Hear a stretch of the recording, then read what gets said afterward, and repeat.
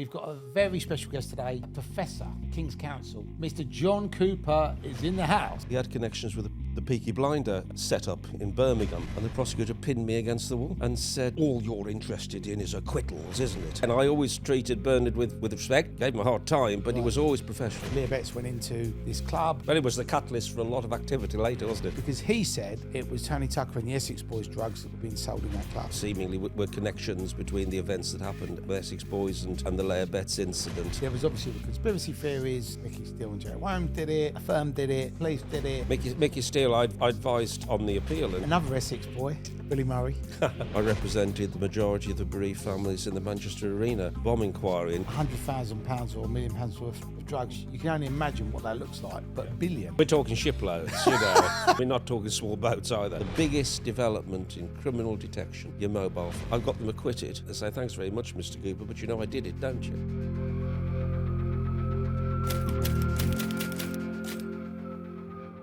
So I want to say a big thank you to all their sponsors for making this podcast happen. Without you, we wouldn't be here. Stargaze Entertainment, thank you so much. These guys are hosting celebrity events up and down the country, giving you the opportunity to get up close and personal with your favourite celebrities. Sure Pure CBD, your natural path to wellness and balance. Dream Mentoring for all your mentoring needs. If you need some positivity in your life, Tom Smith is the man.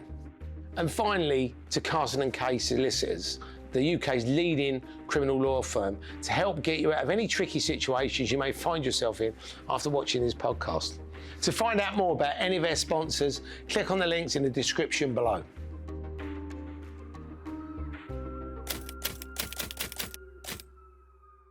Welcome back to the Criminal Connection podcast. I am the Podfather, Terry Stone, and we've got a very special guest today, a professor, a King's Counsel.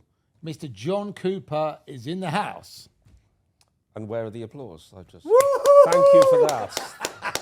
You know, I can't have an introduction like that and then dead silence. Don't worry, there'll be a drum roll and everything. Well, I should hope so, at the very least.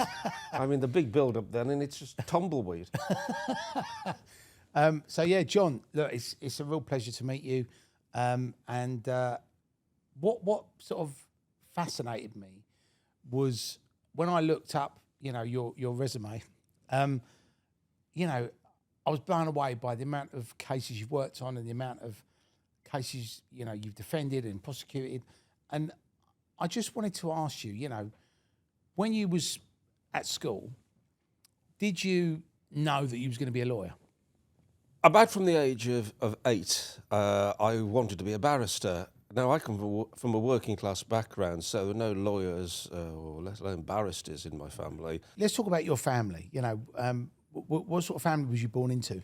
Working class family. My mum was a dinner lady, although a very talented dressmaker as well. Right. And my dad was a shop worker. Right. If you go a little further back, right, it gets a little more dodgy. Right. But you may want to explore that later. You've got just me keeping excited. you on the hook here. Just keeping on John, the hook. You've got me excited now. You've got to spill the beans. What was the dodgy part? My great grandfather, I think it was great grandfather, right, used to be a bear fist fighter, right, on the canal towpaths of Wolverhampton, where I was brought up. He always used, right, to tell me that they always fought on the apex of a canal, one canal meeting the other in the middle. And I asked him why that was. He said because when the coppers came, they could all run off in different directions, and it was easier for them to get away. Right. And he had connections, although he was based in Wolverhampton, he had connections with the Peaky Blinder set-up in Birmingham. Oh. And so if you go a little further back in my history, right, you find people involved with the law, but not quite involved with the law as I am. Right. But mum and dad, normal working class people. Right, okay. No lawyers in the family, one of the first in the family to go to uni. In fact, when I was a kid at primary school, so again we're going back to when I was 7 or 8, I used to get into a little bit of trouble. You wouldn't know this, Terry, but you were probably a star pupil. But yeah, I used to have a halo, I used to polish it every day. No, absolutely. So I'm rather embarrassed to say I was some form of juvenile delinquent at school. But on one occasion, I was accused of something I hadn't done. Right. Sound familiar? Right. I was accused of something that I hadn't done, and I was absolutely sure I hadn't done it. I even had an alibi. I was home with my mother and father. Right. And it was throwing a stone at someone. Right. And I just stuck to it and stuck to it and stuck to it. And the headmistress said to my mother, you know, one day he's going to be hanged. And that was just, you can date me now. And that was just before capital punishment was abolished in the 60s. One day he's going to be hanged. What a thing to say to the parents of an 8-year-old. Oh, but they were so proud of you. Well, my mother said, that's my boy. That's my boy. So I wish I could actually say to you that I come from the annals of deep learning in the law and that sort of thing, but that's a potted history. What was the thing that made you think, maybe I want to be a barrister then? What was the calling? It was watching, as I say, the programme of Crown Court, saw barristers portrayed, and the Crown Court system portrayed very accurately. It's been repeated now on TV, and it is a very accurate portrayal. One of my bugbears there, actually, about badly portrayed court drama. Right. There's too much of it. But Crown Court was well portrayed. I got a taste for it as a kid. Right. Was always late for school in the senior school because it was on at lunchtime, so I used to watch it till 5 to 2 and then run hard to get to school for 2 o'clock. Right. And then just ended up at during school holidays. Right. Not all during school holidays, but popping into the local court in Wolves to sit at the back as unobtrusively as I could. It wasn't always that easy, though, because the courtroom in Wolverhampton had lino floors. Remember lino? Do we still have a lino now? I don't know, but had lino floors, which squeaked. Yeah. So every time I walked into court in the middle of the trial to kind of unobtrusively sit in the middle, there's this kind of squeaking noise. And I remember the judge looking at me like this, and it was people say, when did you first address a judge? What was the case? And I always remember the first time I addressed a judge was when I was about 16 or 17, when the judge told me to sit down and shut up, and I had to apologise. But I, got to know what the courts were like, enjoyed the process. I'd always enjoyed research and reading and that sort of thing, but I was also a great fan of the performance art. I had considered being an actor at one stage, and decided that this was the job for me at a very, very early age. And the more people told me that people like me never worked out quite what a person like me was, but that people like me, and I presume they mean my background, class background, didn't become barristers, the more I was determined to be a barrister. I mean, for instance, if they'd have said, people like you don't become acrobats, I'd probably be an acrobat now. That's the sort of personality I've got. I'm quite bloody minded about these things. Do you know something? In a weird sort of way, I had a similar thing at my school where they when I sat in front of the careers officer, he said, what do you want to be? And the only thing I really liked was boxing. And I said, I wouldn't mind being a boxing promoter or boxing manager. Yeah. And then they actually read that out in assembly and went, we've had some really good people saying what they want to do when they leave school. And then we've had some really stupid things that people have said. And they read mine out. And I actually sat there and I just thought, you're a teacher on whatever you're on a year. Yeah. Just because you don't think what I want to do fits in your box, it doesn't mean you shouldn't encourage me, just like you. Yeah. And it's that thing where people get these blinkers on, and I think anybody can achieve anything. And like you, John, when people say you can't do something, you go, really? No, it's a bit like the old Bob Monkhouse joke, which I'm going to completely destroy now. But apparently Bob Monkhouse was told by people when he first started out, you'll never be a comedian. Right. And of course he was a super comedian. And then he added, well, they're not laughing now. Right. But the fact is, it's sometimes you need to have that fill-up, that determination and that, I don't know, motivation, I think it is, isn't it? But I think but I genuinely think for all the people like us that have gone, thanks for your advice, but no thanks, and we've just done it anyway, I do think if people did encourage people in school, if that's what you want to be, go for it. Do you know what I mean? Then you get more people probably having a go. Well, one of the things that I do now in my career and in my life is the result of this sort of thing. Right. I'm very active in charities and work trying to encourage people, particularly people from state school backgrounds, that haven't always had the advantages and the encouragement to proceed, to get into the worlds where they feel they might not be able to get into, to encourage them. And I've worked very hard in doing this, and I continue to work hard in making the law more widely available to young people who want to work in it and practice in it. And nothing gives me a greater thrill to see these young people that I've worked with now, 10 years later, actually in the job. Right. And I'll tell you a very, very brief story. One of the things that I'm very vocal about, I've written in the Times about it and various other magazines about it, is that you don't have to put a posh accent on to address the court, you know. Why not? You know, have you ever seen someone do this? Members of the, I mean, what is this? What is this all about? A bit like the gavel. We don't have gavels, folks.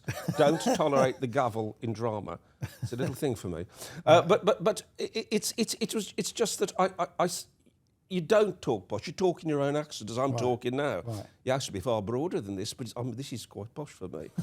But I met a QC very, very recently indeed, who was prosecuting me in quite a high-profile case. And he said to me, you know, it was what you did some years ago about saying that it didn't matter whether you had an accent in coming to the bar, you could still achieve. And it's important you keep your own identity. Right. And he said, it's because of you that I carried on. Now, there's a two-strand thing to this. One, it made me feel old, so that's the bad strand. But two, it made me feel very proud that there's one example of someone who's flourished in the profession that did so because of a little thing that I might have said or written about not being put off by accents and not talking in some pompously unrealistic way. Well, I also think as well, you know, if you have a jury, it's a mixture of people. So, and I do think sometimes, you know, that sort of pompousness and, like you said, that sort of, you know, we're better than you sort of thing, it doesn't resonate with the jury. So I think sometimes if you are just, you know, you're more relatable, I think, if you don't do that personally. Well, no, you're right, but also you sometimes, being a barrister at Advocacy, there's also tricks of the trade. And I remember doing a case many years ago in Wolverhampton, on my hometown, and there was a barrister there who was based in Birmingham, and he saw my address because I practice out of London, always have done. And he saw my address as a London barrister and thought, oh, well, I'll take advantage of it perfectly properly, all's fair in love and war, in front of the jury, and I'll come out as the local man, and he'll come out as this London carpetbagger who members of the jury you're not to listen to. I'm the local man. He hadn't realised my Wolverhampton roots. Right. You know, I was born and brought up for 17 years in that place, and proud of it, big Wolves supporter. Season ticket holder. I begin to regret it a little at the moment, but big season ticket holder.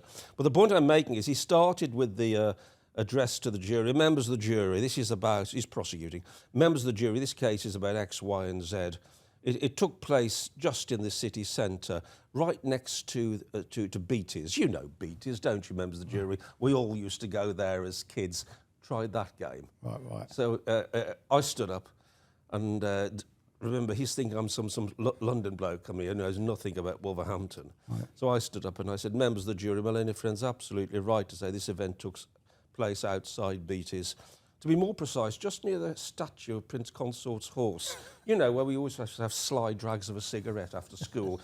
You know the horse, don't you, members of the jury? And this other barrister looked at me and, as if to say, I thought you came from London. And we had a laugh and joke because it's a bit like boxing in many respects. Right. Once the bell sounds for the end of the round, well, professionals don't take it any further. You know, there's the end of the fighting. And it's a bit like us with barristers in many respects. We had a laugh and joke outside afterwards. Right. He said, you rather sucker punched me on that, didn't you? I said, well, you laid yourself open for it. I said, and listen to the accent. Right. But, you know, going back to what you were saying, Terry, about boxing and stuff, there is a similarity between the approach taken to boxing, professional boxing, and the approach taken to advocacy in this country. Right. We have what we call an adversarial system in this country, which is different to the European system, which is called inquisitorial system. It's a bit like, kind of like, here comes the law now. Right. Adversarial means you have two barristers who are opponents. Right. Inquisitorial is when you're two barristers there trying to assist the judge together. Right. So in our country, we have this sort of fight situation between two barristers. But 9 times out of 10, when the case finishes, you're still the best of mates and you still walk out. But it's very similar to organised sport. There are occasions, of course, where you do fall out. Right. I remember one particular trial when I was defending quite a high-profile trial some time ago, and we got an acquittal, Right. and the prosecutor pinned me against the wall. Literally pinned me against the wall in the robing room, Right. and said, all you're interested in is acquittals, isn't it? Right. And all I could say was, duh. Yeah. Defence barrister, Right. you know. So it did spill over a bit there, Right. which was disappointing because we'd got on until then. Right. Got on until I beat him. Till he lost, yeah. Yeah. But I was so obviously you've decided after being influenced by the television to go into law, and then you went through school. Did you pass sort of? Was you academic? Did you sort of? That's with a question. At primary school, I failed my 11 plus. Right. And I failed my 11 plus because I was effectively a juvenile delinquent. Right. I didn't concentrate at school at all. Right. Teachers didn't answer my questions. I was bored, etc., etc. And I just revolted, or was revolting. I remember, do you remember Wendy houses? I don't know whether anyone's listening or watching remembers Wendy houses. Bear with me. I know it sounds weird, but I actually wanted one. Well, I don't know why. I don't know why. I don't know. I suspected as much. I can spot them a mile off, the Wendy house lovers. But the girls, and this was in those days where girls did what girls were supposed to do and boys did what boys were supposed to do. It's far more enlightened now, obviously. But the girls would go to the Wendy houses and make tea for their dolls. Right. Sounds awful when you say it now, and it was. And the boys would go to carpentry. Right. So I remember going to carpentry, getting 2 sticks, putting a nail between the stick, turning it into a gun, and I used to raid the Wendy house. I used to enjoy kicking the door down and raiding the Wendy house. I was caned for that, by the way. Wow. Do you know, sir, I didn't do anything as extreme as that. That's not extreme, that's just imagination. No, but the reason I liked going into the Wendy house, because I wanted to play doctors and nurses.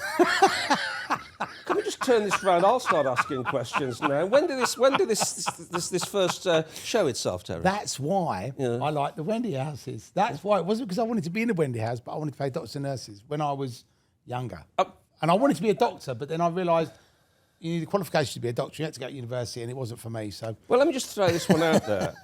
And you've got Terry's address. If anyone can say, do Wendy houses still exist now? That's what I wanted. Yeah, because they sort of vanished, didn't they? I mean, they did vanish. They've actually gone, haven't they? And maybe there's a reason now that we can get Wendy houses back. For boys and girls, I should say. Yeah, for boys and girls, and there's boys that want to kick the doors in with guns and say, "Nobody move." Want to go it's true. I went to the carpentry, and I thought, well, it's a simple thing. There's a stick. Put a nail. You don't have nails in schools now. Put a nail in it. And I had the two-handed hold. I was, I was showing an aptitude then. And the door, by the way, didn't need kicking down. I know, it was just a flat, wasn't it? Yeah, but I'd seen it happen on the movies. So I thought, you don't knock on the door. You've got to kick the door down. You kick the door down. Problem is, when I kicked the door down, the whole Wendy house facade nearly fell over as well, but made me feel good.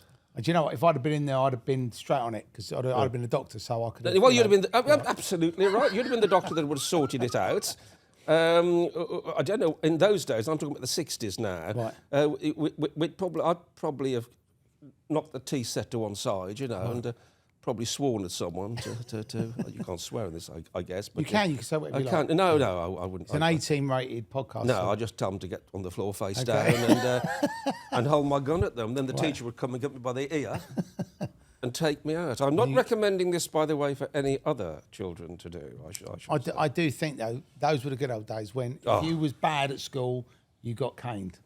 That's when there was discipline and there was respect. No. Beating kids with sticks. And I just say, I wrote a book called Article 3, The Prohibition of Torture, Inhuman and Degrading Treatment, for a serious moment, and that covered that the beatings that went on in schools, certainly a little further back than that, teachers that actually got sadistic pleasure beating children. There was a lot of in those sort of boarding places and the children's homes where the kids did get beaten. I mean, and there's no place, in my view. I mean, I think be serious now. There's no place for beating children, and in some respects, if an adult does that, it's a sign of defeat anyway. That's the only way they can get the the message over. But I was caned on numerous occasions. Right. I remember being sent for caning once. I got so bored by it.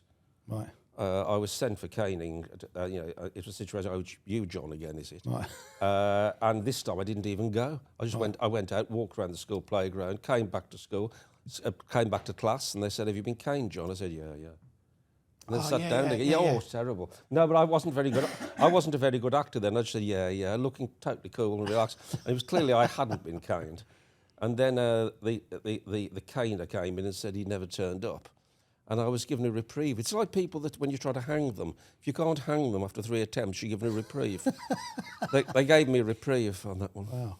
And then did you, as you went through school, then did that change when you got a little bit older, when you did GCSEs? Bloody well hope so. Well, actually, no, it was O levels, wasn't it? O levels. It was O levels, and yeah, it did change.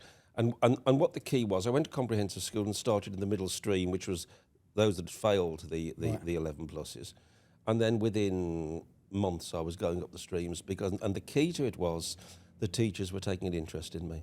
Right. When I asked questions, I didn't change. Well, I didn't kick the Wendy House doors down then, but they didn't have Wendy Houses. You was blowing them up. God help them. God help them if they had Wendy Houses. It would have been carnage again. Right. But seriously, I did what I always did, and I asked questions. But this time, the teachers took an interest. They sometimes stayed after class and dealt with my questions. And I developed an enthusiasm for learning because my teachers had an enthusiasm for teaching. Got it. And so I blossomed in that system. Yeah. And I'm a big supporter of the comprehensive school system. I know there are good and bad schools, but I'm a big fan of the comprehensive school system because had it not been for the comprehensive school system, I wouldn't certainly be where I am today because I would have been on the scrap heap. The canal with the... I'd have been on the canal doing bare fist fighting, and I'm not sure that I'm built for that. But I can spin, I can do all that sort of stuff. But I don't think bare fist fighting. Right. Although, as I say, my grandfather was only 4'9", 5 foot. Wow. But no, I failed the 11 plus. I'd have been in secondary modern at the time. Right. There's glass ceilings that in those days that it was hard to break through, and I would not have broken through them. So I don't think it's an exaggeration to say the comprehensive system was the making of me. Right, amazing.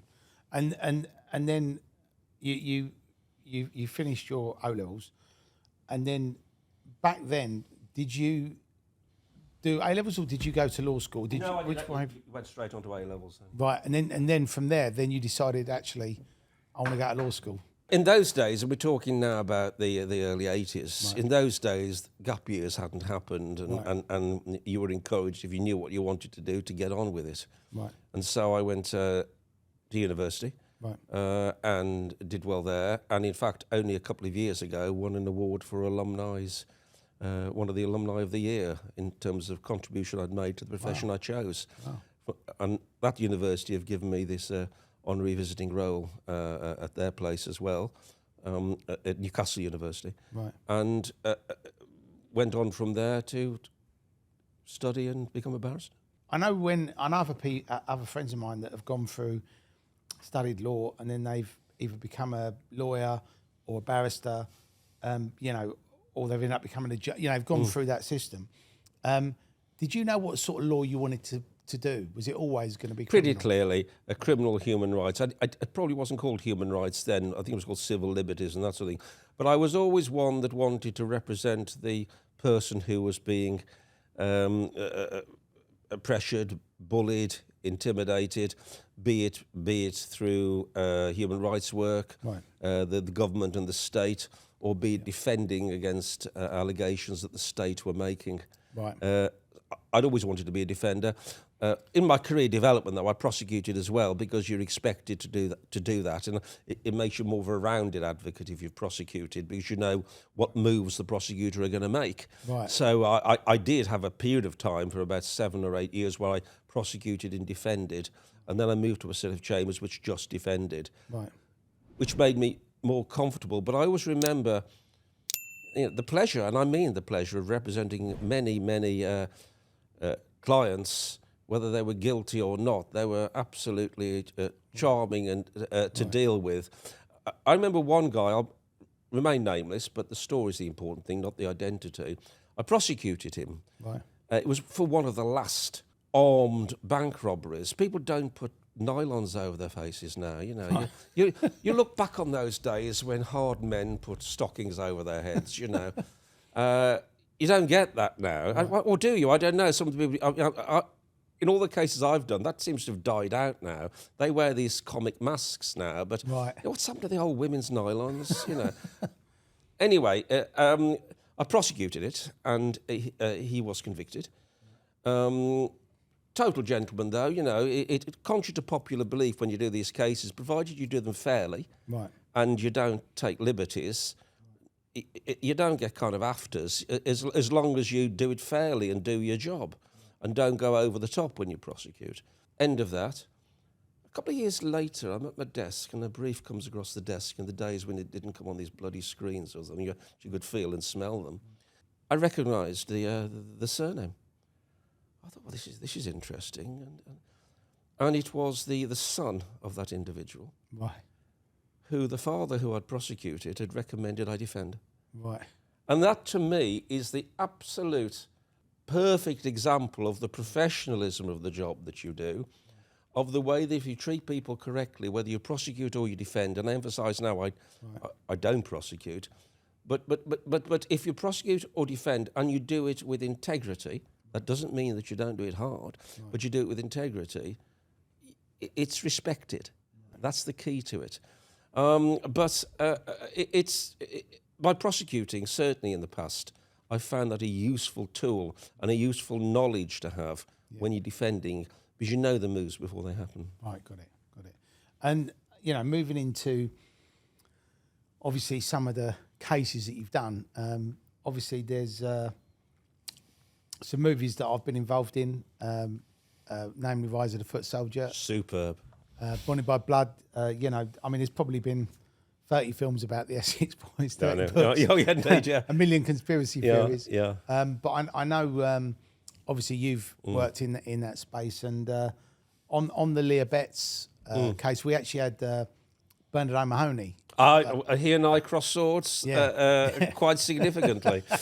But again, just before we go on to that, again, I always treated Bernard with respect. I gave him a hard time, but it was always professional. No, he actually said, because he was talking about that case, and he actually said, you know, and he actually mentioned you. Did he? He Actually said, well, funny enough, John's actually going to come on the show. What did he say about me? Come on, tell me. He said he was really good, and he said, you know, send him my best, you know. So and mine back to him as well. We you know, I mean, I still remember it now. In fact, I got in my study a picture of him and me, done by a court artist, of me cross-examining him, and him on the other side of it. Yeah, I mean, what part of that was you was prosecuting? Was it the dealer or was it? No, I was defending. Oh, you were defending the dealer, right? Okay. No, I wasn't. I was defending the alleged. Oh, the alleged, right? Okay. Because we were acquitted. Because let's get this right. Yeah, no. The reason I'm asking is because when Bernard was talking about it, obviously there was a very public. You know, Leah Betts went into this club, and you know she. But it was the catalyst for a lot of activity later, wasn't it? Yeah, and that was, and when he actually told me his side of the story, again, look, you know, they always say there's two sides to every story, and there often is. Yeah, but out of that actual event, did they ever, because he said categorically it was Tony Tucker and the Essex Boys drugs that were being sold in that club, but did they ever get to the bottom of it? I don't think that was ever rounded off in the end, one way or the other. There obviously seemingly were connections between the events that happened with Essex Boys and the Leah Betts incident. Certainly it's been stated that there were. But the Leah Betts thing was an absolute tragedy. That's what.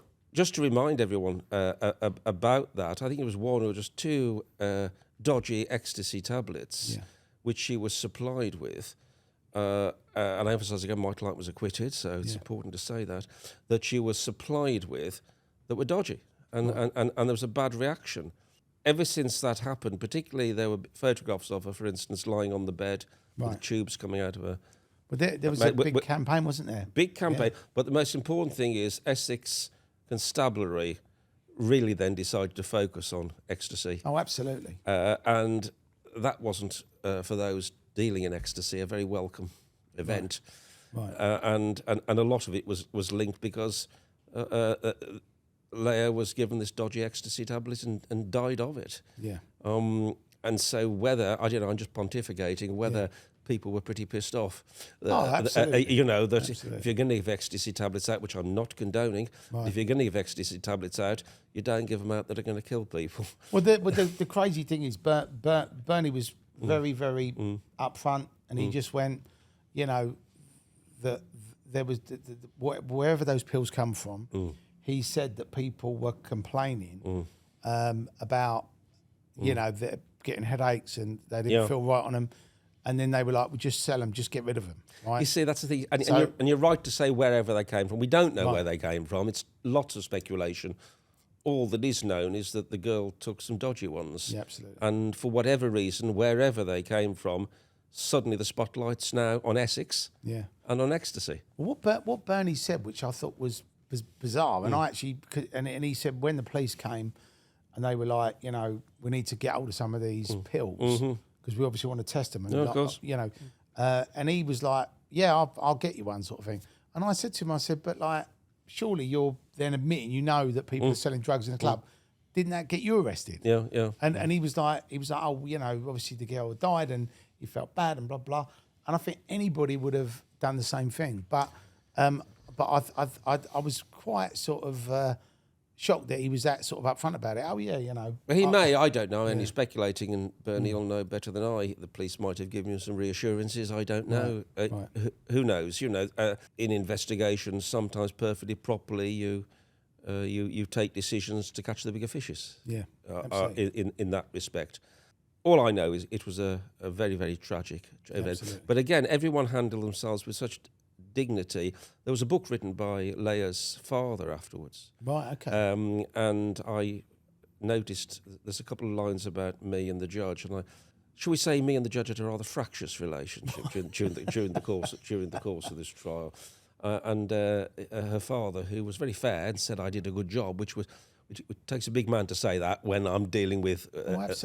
So a lot of respect for him. But he commented in his book, if I remember rightly, you know, the judge had his hands full keeping me under control. I think I have that on my gravestone. That's a good one. A bit of a handful to keep under control.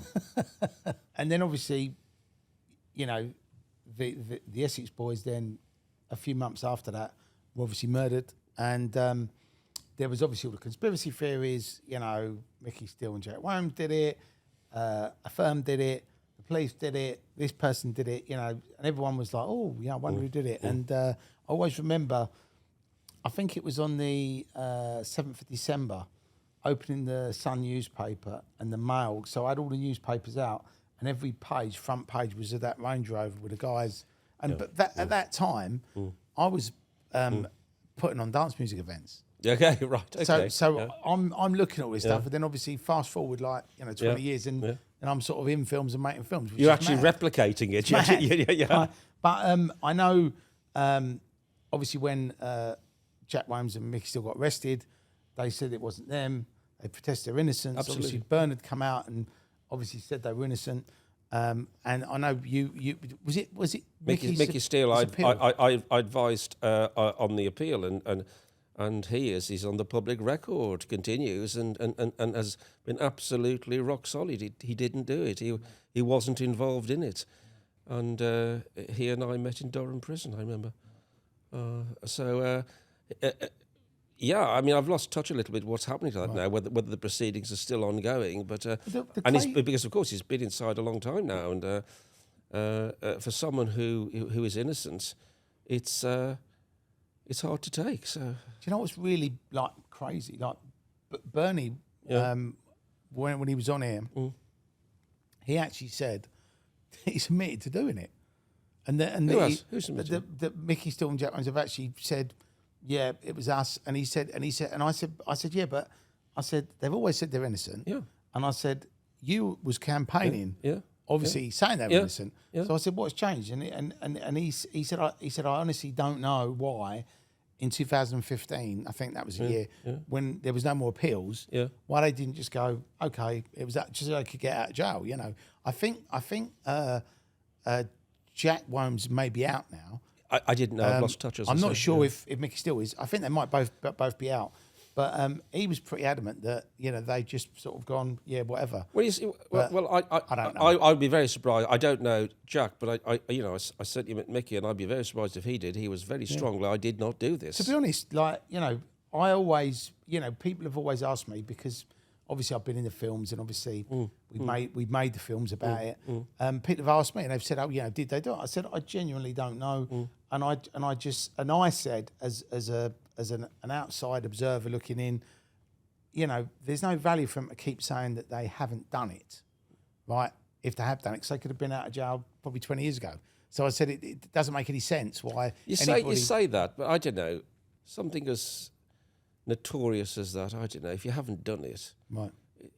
I'm no psychologist, right. but it's okay, you know, I can quite understand if you're kind of like, oh, I committed that theft, or supplied a small amount of drugs, all right, I did it, but I didn't really, sort of thing. Yeah. But that sort of offence, it's difficult. It's difficult to own if you haven't done it. Absolutely. And I would be most surprised if Micky had said that. Well, as I said, you know, but Bernie was quite adamant. Yeah. But again, as I said, you know, I'm with you. I don't know why anybody would say they were innocent unless they were. You know, it comes to a point after 10, 15 years, you go, well, it's not worked.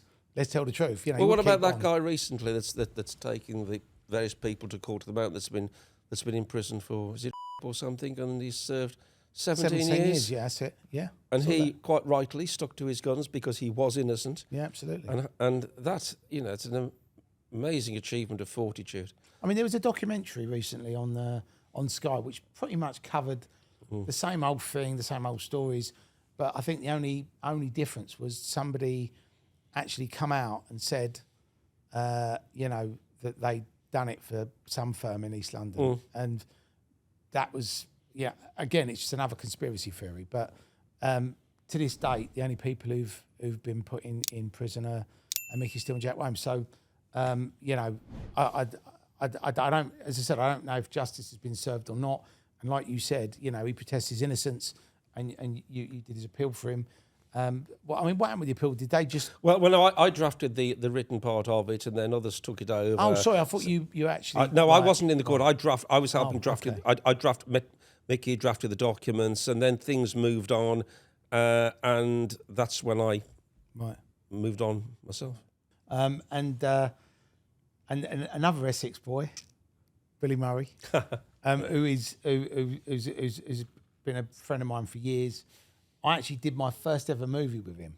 I remember that time when obviously he had that issue where the drug dealer had got his daughter hooked on heroin, and I mean, obviously, you know, I know in life you shouldn't sort of take the law into your own hands, but I think any father who has had that happen to him would be angry, right? I'm in a rather difficult position on this one. Right. But I mean, I'll tell you what he told me. Let me make that clear. He was acquitted, and rightly so. He was obviously innocent. Yeah. I'm pretty black and white about the legal system. Right. You're acquitted, you're innocent. There's no debate about it. You move on with the rest of your life. Yeah. As you know, and I was instructed to prosecute that case. Oh, was you prosecuting? Yes, I was prosecuting. I thought you was defending. No, I was prosecuting. That was one of the cases I prosecuted, which is why I was to say, how is Billy? But again, as I'm sure Billy will say, I prosecuted it firmly but fairly. Well, and he was acquitted, and he was innocent. And hopefully he went on to live a perfectly happy time. So he told me that I don't know if it was a barrister or his lawyer, basically said to him, you know, this isn't looking good for you, blah, blah, blah. The guys said to the police what you've done, blah, blah, blah, this, that and the other. So I think these drug dealers, whether they were, got tied up and beaten, you know, senseless somewhere. And then obviously they went out, and at the time I think Billy was in the bill. which is ironic. I'll be honest with you, Joe, I can't remember all the details of it, but I do know, obviously, I knew who Billy was, so he was in the bill at the time. Yeah, so and the jury loved him. Yeah, but he's a great guy, Bill. Of course. And what was funny, what made me laugh when he was telling the story, because I said to him, "Oh, what happened?" Because we become good friends. Yeah. This probably happened before I was really good friends with him. Yeah. But he said, "Look," he said the guy's basically gone to the police and said that me, the guy from the bill, and these thugs have kidnapped him and his mates and tied him up and beaten him senseless in his warehouse. And he said, like, it's the most ridiculous thing ever. And he said, but the guy said, look, the geezers, these drug dealers have been beaten up, and he's saying it's you, so it's kind of your word against his. But apparently, now, and I'm only doing this on what Billy told me, but he said that the guy stood up in court and was actually laughing about the fact that he was getting kids hooked on and he was sort of like making a joke about it. And Billy said that's what turned the jury against him. And he said even though and again I'm doing this from a conversation, so it might not be exactly right, but he actually said that the judge actually said when he directed it, he said, he's saying it's him. You should find him guilty, but if you believe that he's innocent, and then I think because of this drug dealer laughing about it, saying I do it again, and I like getting people's kids hooked, and that was why the jury went not guilty. And I don't know if you remember that. I'll be honest with you, I can't remember that. All I can remember is that Billy came over very impressively when he gave evidence as a nice bloke, as I'm sure he is. Absolutely. And he came over that way, and the jury liked him, and they believed him, and good luck to Billy with that. Yeah, I've always said when you're prosecuting, this is a good example of it, you don't do it personally. No. You don't hold on to it after the case is finished. In fact, I heard that when the case had finished, it was with Basildon Crown Court, if I remember rightly. I might be wrong. Billy will remember better than I. Some of the jurors were waiting outside to shake his hand. They didn't want to shake my hand. But somebody so said, that just shows how impressive Billy was. Yeah. And as I say, the jury liked him. He was innocent, and he got his verdict. Absolutely. And I think in life, I think whatever happens, I think if you get, that whoever did that to that drug dealer, he absolutely deserved it. And not saying that I'm condoning. I'm not here to condone way, I couldn't dream of condoning that sort of behaviour. But I'll be honest with you. but as a parent, I see what you're saying. I'd look at that and I wouldn't be upset if someone said that to me. But the thing is, the law. It's the old story. The lady justice is blindfolded, etc., etc. If the purest approach to the criminal justice system is that if the law is potentially broken, if there's a case that it's been broken, it has to be brought. Absolutely. Regardless of who's involved on one side of it or the other. Absolutely. And then the process is supposed to kick in and decide where the evidence is. And it's as simple as that. Yeah. You try to keep emotion out of it. Yeah. You really do. It's a bit like being a surgeon, for instance. Right.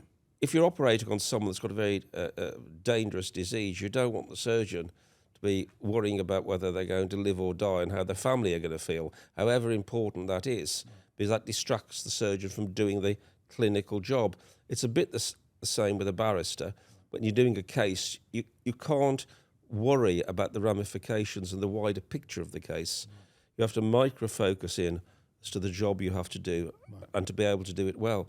But also to do it without emotion, if that's absolutely possible. Right. And it's not always possible because, as I was discussing with you, I represented the majority of the bereaved families in the Manchester Arena bomb inquiry, and there's no way you can keep emotion out of that sort of tragedy. But in the general cases, you have to keep emotion out of it so that you can do your job.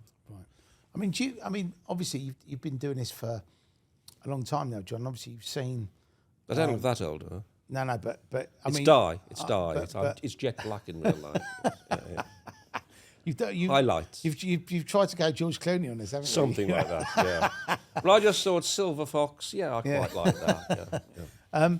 But have you found sort of going through your career, and you've obviously prosecuted and defended various people, but some of these cases,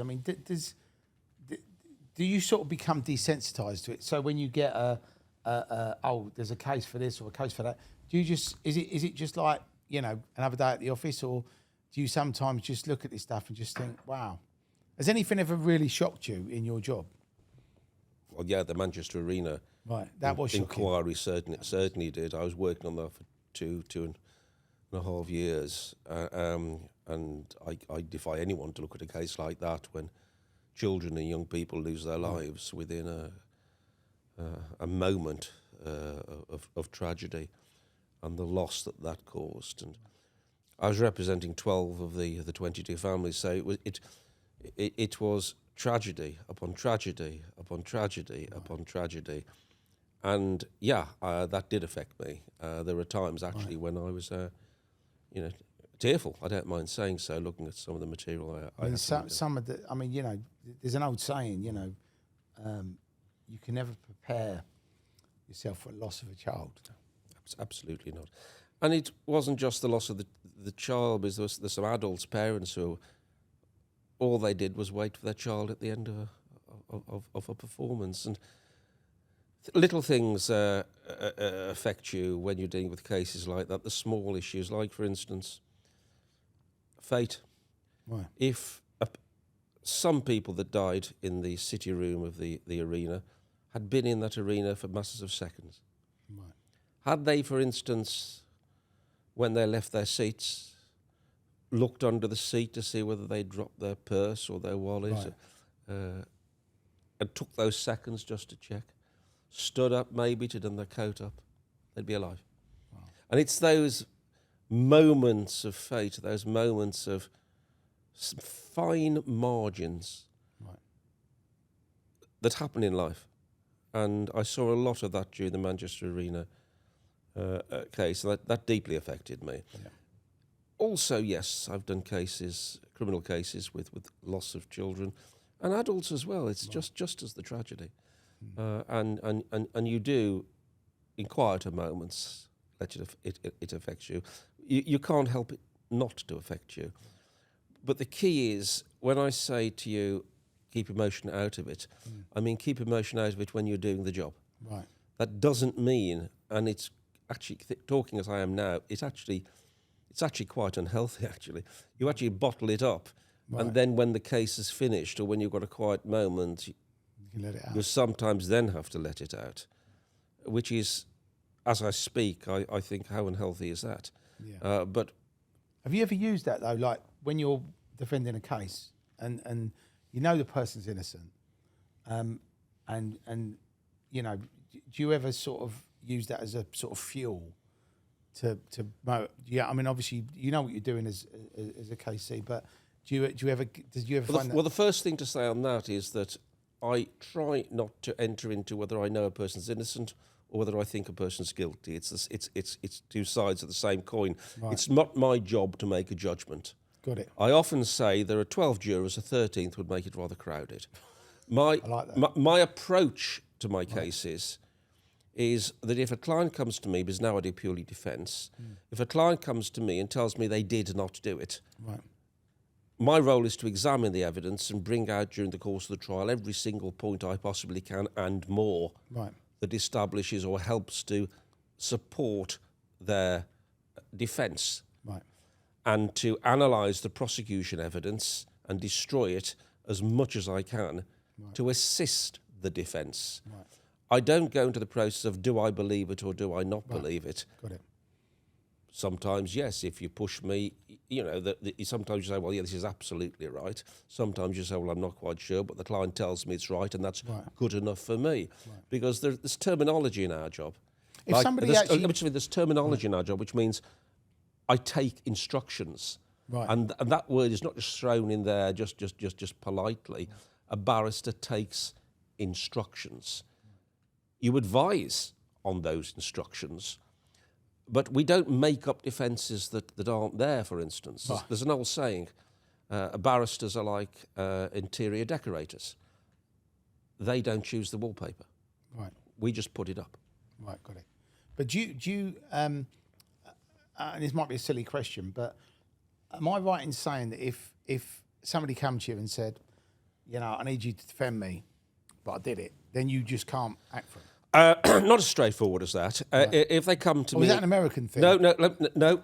It is an English thing, Right, but there are nuances to it. So, yeah, if someone comes to me and says, "I want you to defend me," but I did it. I can't go into court then and argue and defend them on the basis positively. Right, I know what you mean. They didn't do it. What I can do is still challenge the evidence without having to say, "But we deny doing it." So, for instance, if part of the defence is the police extracted a confession, which is in breach of the law, right. I could still represent that person by challenging that confession. And if I challenge that confession well enough, right. and it was taken out, Right. and the case collapsed, I can do that. Right. But what I can't do is say to a police officer, "My client didn't do this," Right. because that would be lying. Got it. So you see, there's a nuance to it. Do people actually do that? So I've done it, but can you get me off? I've never had it. I was going to say, because it's just... I've never had. Right. But if it was as bland as that, I've done it. But could you get me off? You have to say no, obviously, because fundamentally your rule is that you don't mislead the court. You can challenge nuances of the law. The example I gave you were confessions, but you can't go to court and say. Right. And argue, well, my client didn't do it. I didn't know if, I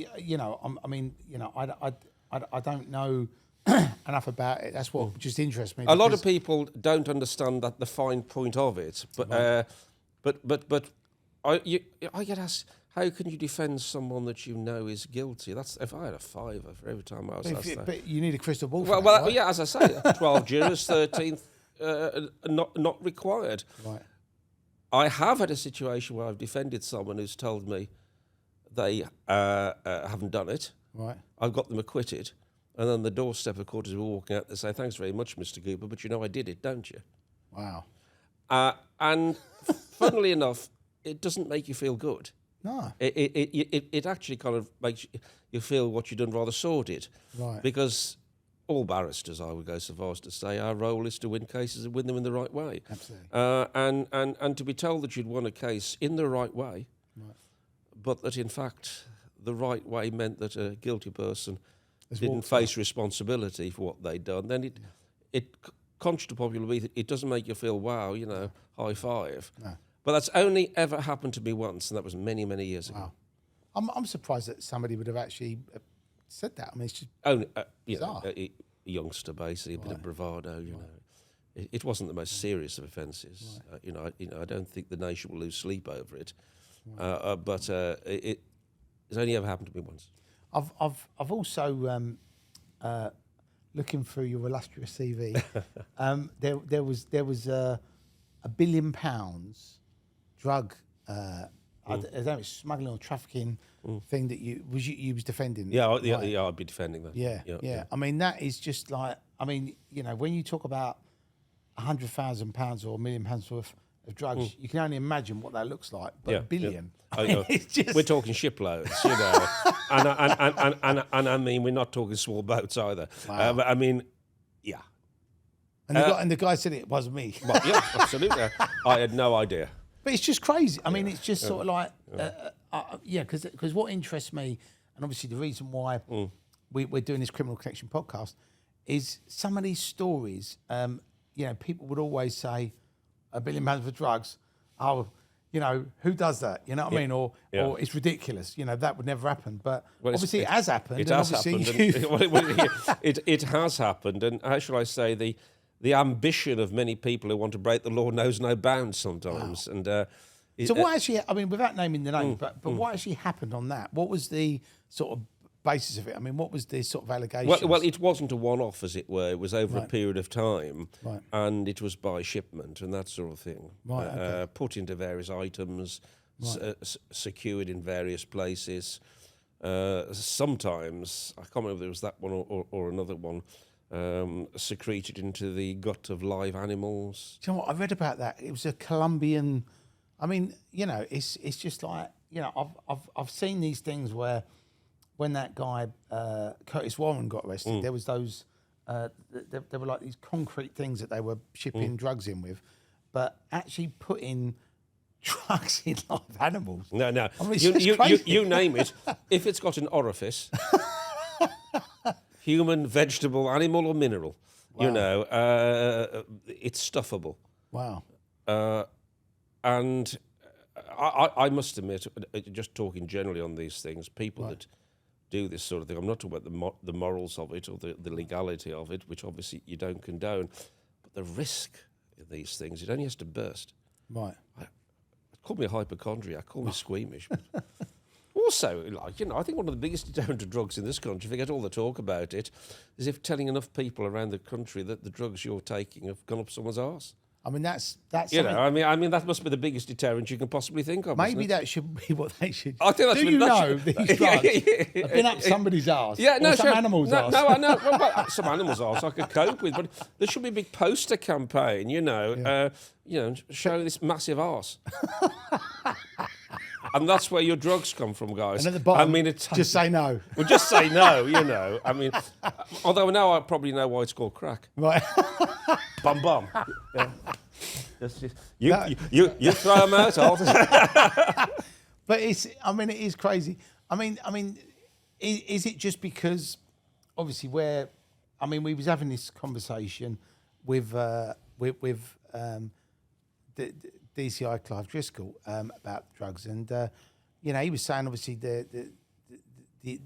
just always coming up with these ingenious ways of bringing it in and doing this and doing that. And I actually said to him, I said, well, this war on drugs thing, you know, it's been going on so long, but it doesn't seem to ever end or nobody ever wins. You know, occasionally there's a shipment that gets stopped or somebody gets arrested, but it just keeps going on. And I asked him what he thought about, you know, people have always been advocating, well, maybe we should legalise drugs, tax drugs, ensure the quality of the drugs, obviously limit what people can take. Yeah. You know what people are taking. And obviously that sort of, I mean, there still will be a black market, but obviously that would probably destabilise It's the whole interesting what thing. you're saying, in fact, on the news. I didn't know when this podcast is going out, but I mean, only this week, last week, it's been on the news that Portugal compared to Scotland, for instance. Right. I think I understood this rightly, that the taking of drugs, not the dealing of drugs, but the taking of drugs has been legalised. Right. And there's an argument in parts of Scotland where drug taking is rife at the moment for the same process to take place. Right. And they compared the two countries. The drug problem in Scotland, so I think I understand it, was still high, Yeah. whereas the drug problem in Portugal was really low. Yeah. Which, if you take that on its face value, shows that by legalisation of the taking of drugs, can bring the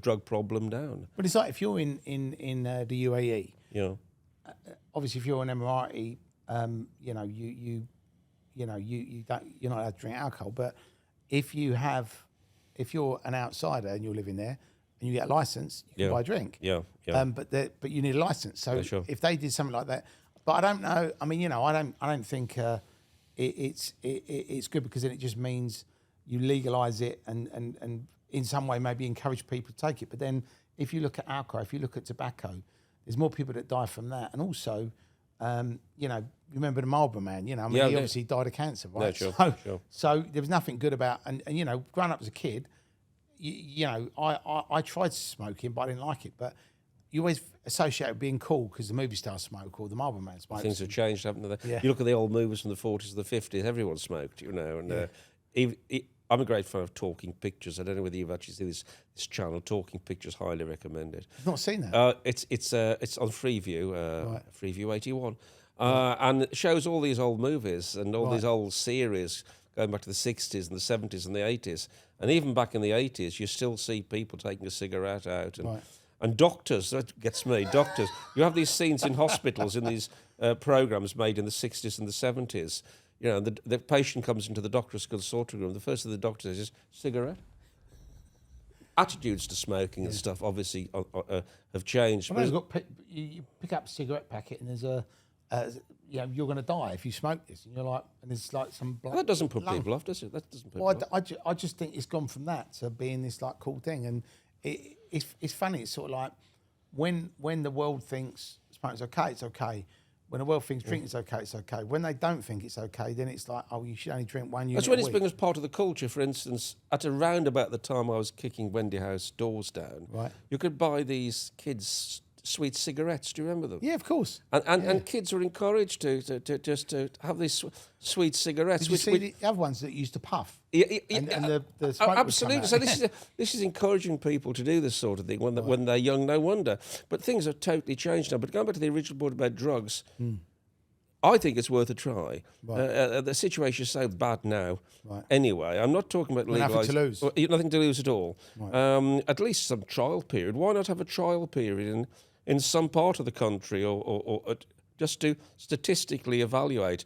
But the problem is, no politicians want to be seen to be light on crime and that sort of thing. And there's a lot of posturing with politicians, and they're fearful. It's a bit like, for instance, I do a lot of work with rescue animals. I'm very much into rescue dogs and that sort of thing. And I've been campaigning against the Dangerous Dogs Act and what's called breed-specific legislation, whereby simply by the way a dog looks, they can be seized and put down. It doesn't matter whether they're dangerous or not. And the poor staffies have to put up with this when they really are statistically not the most violent of dogs. It's just a media thing. I think Chihuahuas are, believe it or not, and I'm not making that up. Labradors more bite incidents in National Health Service than staffies statistically. But the point I'm making is that politicians are afraid. No politician, although they know, for instance, the Dangerous Dogs Act is draconian and doesn't work, and just picks out dogs for the publicity of it, no politician will ban it because they're worried that the following next day a baby will be killed by a dog, and that politician will be seen as condoning dangerous dogs, which would be absolutely wrong. And so politicians, I don't think, have got the guts to do this sort of thing. They haven't got the guts to take the right decision on the Dangerous Dogs Act, for instance. They haven't got the guts to take the right decision on drugs, because no politician wants to be accused of being light on drugs. We need a bit of leadership, but there was an article only very recently. Now, who was it that wrote it? Was it Danny Finkelstein in the Times? I might have got that wrong. Saying that we need leaders who are prepared to take unpopular decisions, but correct decisions. And this is on the drugs thing. Do you know something? I think the problem with politicians now, and maybe it's because we've, after COVID, we I think as the West has definitely become lazy. I think there's obviously been this sort of woke agenda being pushed, and I think when I talk to my children, they're like walking around on eggshells, and they don't know what they can say, what they can think. If they're allowed to have an opinion, if they have an opinion, will they get in trouble? And I think obviously what we've kind of got is a confused nation, and like when you speak, like Keir Starmer, they asked him to define a woman, and he wouldn't answer the question. Oh, but he's corrected that now, though. Oh, right. But he's corrected that now, and I think Keir Starmer, I declare an interest. I'm a Labour member and a Labour supporter, and I've advised members of the party. He has corrected that now and got to the right place. And I think it is difficult, particularly for people of a certain age, including myself amongst that, to actually get with the message and understand the message.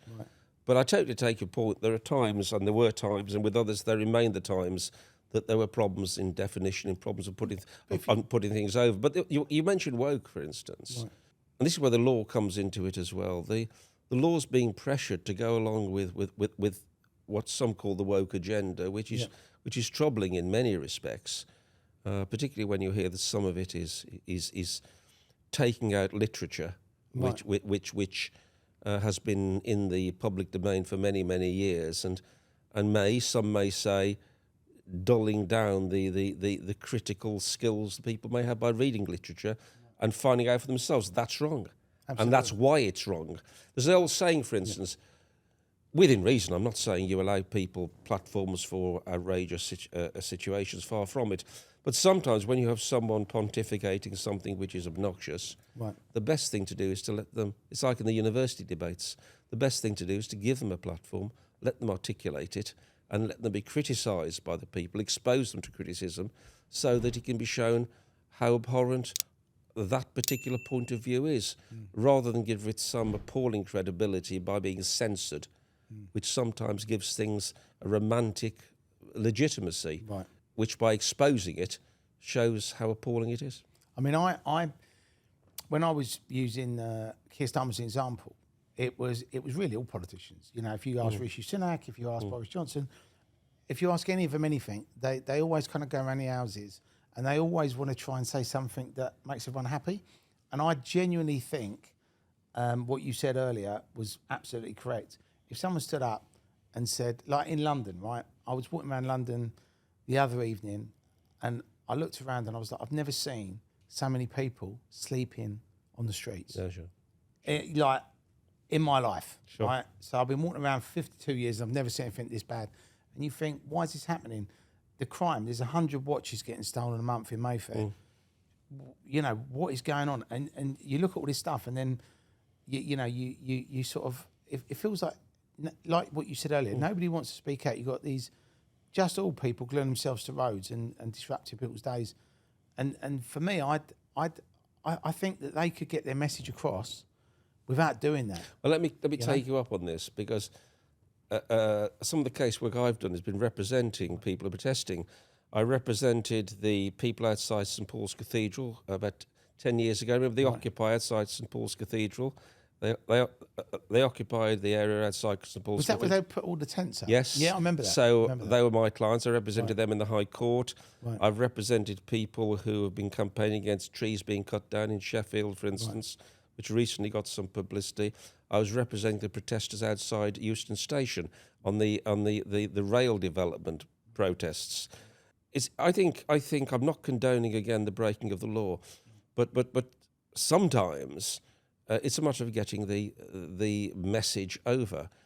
I emphasise again in legitimate legal ways, but what the people who have been exercising their right of protest, and it is a right of protest, and it's important we don't dilute that. Yeah. It's very important, otherwise we slip from being a democratic country into something far more obscene. What they're doing is causing the debate at the very least. Yeah. And people may be saying, well, their methods are wrong, and as I say, I'm not condoning illegality. People may say their methods are wrong, but we're talking about it. We're talking about what they're campaigning about. Now, for instance, there's been a move against those tactics, and I understand that those tactics and the organisation are realigning themselves now. I think there's been internal pressure to do so.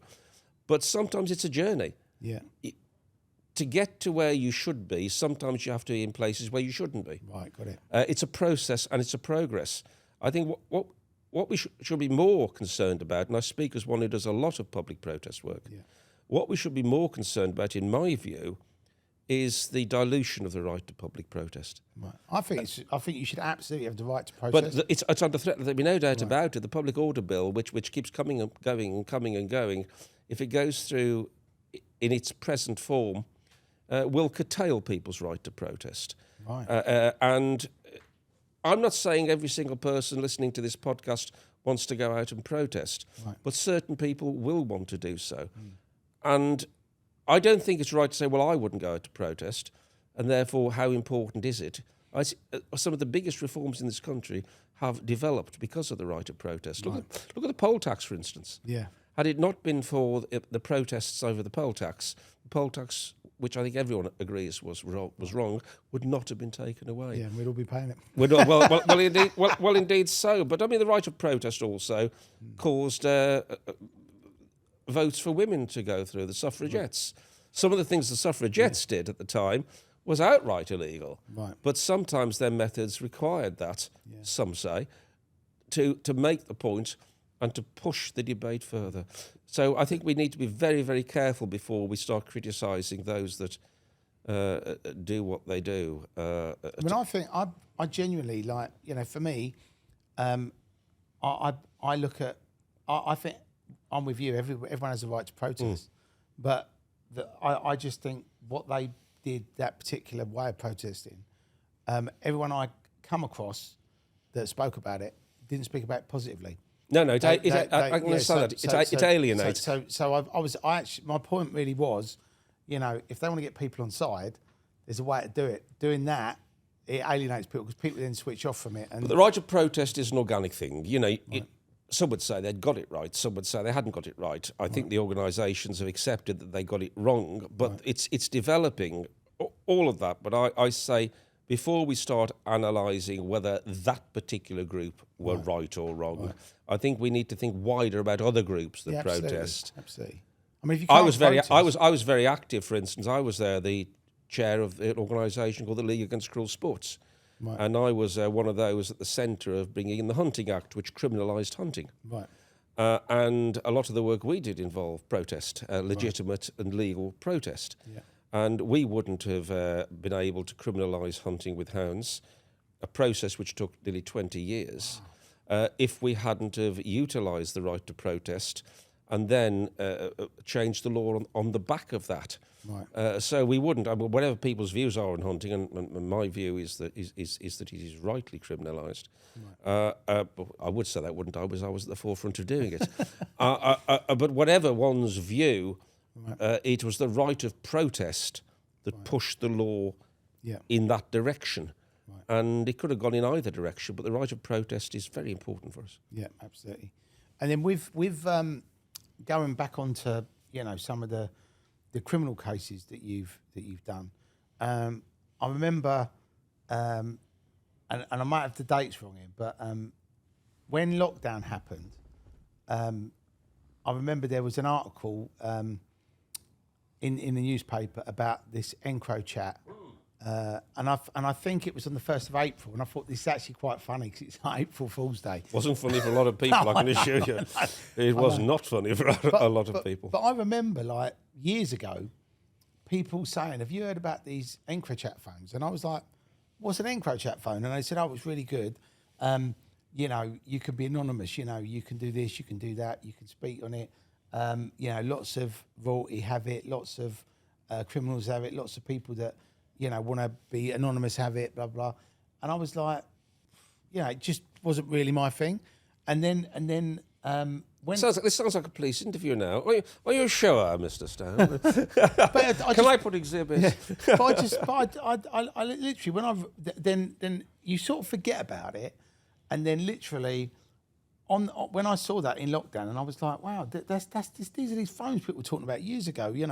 The story that I heard, and again, you'll probably be able to correct me, was that somebody had invented this phone and there was this network that backed it up and allowed people to do this. But then when obviously the law enforcement agencies around the world realised what was going on, they somehow bought one of these phones and they put a patch on the network and pushed it into this cloud or whatever it was. And then they were able to literally infect everybody's phones and then literally have all the calls, all the texts, all the whatever it was. It was Christmas come early for the law enforcement authorities. Right. I think the process was developed in Belgium, although I might be corrected if I'm wrong, but Belgium or France were certainly at the forefront of it. And I always argued in EncroChat cases that it's not just criminals that use EncroChat. Unfortunately, some of the material being brought out showed that a lot of criminals used EncroChat.